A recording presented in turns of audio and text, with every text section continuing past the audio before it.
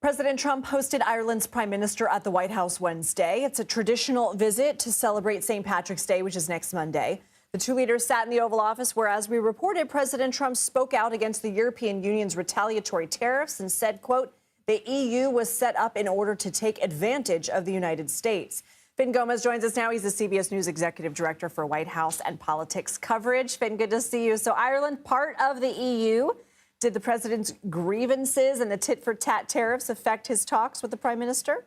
It did, Lindsay. You know, traditionally these meetings with the Taoiseach, who's the Irish leader, are sort of jovial and really stress the long partnership that the United States has had with Ireland, both culturally and on multi fronts, including on a global stage. But there was a bit of this acrimony that we had seen, nothing like the Zelensky meeting from about 2 weeks ago, of course, but he did push back and added Ireland to the list of countries that he thought were taking advantage of the United States. He specifically said that Ireland was stealing from the U.S. pharmaceutical industry, and that tax revenue that went to Ireland should have been paid to the Treasury. Taoiseach Martin did push back on some of what Trump was saying, including the fact that there are about 700 Irish companies that have their headquarters here in the United States, which generates jobs. But there was that underlying acrimony because of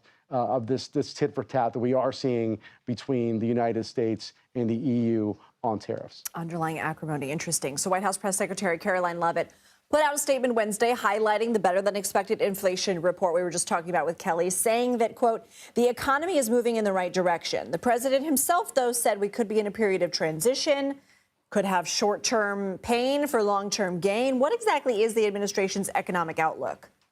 Well, I talked to some people close to the White House, Lindsay, and specifically about this topic. And they told me that they're essentially saying that this is part of that transition, that they are essentially it's fluid, and because of his tariff policies and other efforts to build wealth in the United States are going to be these sort of ups and downs, if you will, when it comes as a result of implementing this policy. However, it did see also optically as if they were trying to showcase, as the White House often does, any White House, frankly, trying to showcase like they're trying to put their best foot forward, Lindsay, if you will, and showing that there has been some positive movements. But of course, we are still seeing that volatility across global markets because of this tariff war.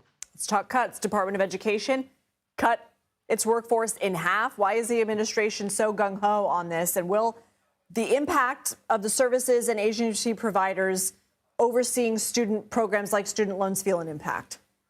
Absolutely. And the expectation is that they will feel a demonstrative impact when it comes to student loans. That's essentially their overwhelming priority that they have here. Why are they going after the Department of Education? That's a great question, Lindsay. It actually historically has gone back decades. It goes back to Ronald Reagan, who campaigned on it in 1980, and also Donald Trump, who campaigned on it this past 2024 cycle. It's long been a target for conservatives because they feel it's essentially they say it's filled with leftists. Quote, leftist is what we heard Trump say on the campaign trail, but also that it has a progressive policies that lean towards the teacher unions. But of course, it also, as you said, the main focus here, what they do is on on student loans. So, her friends, recently news coming from the Canadian peoples that they are unhappy with the tariffs imposed by Donald Trump, and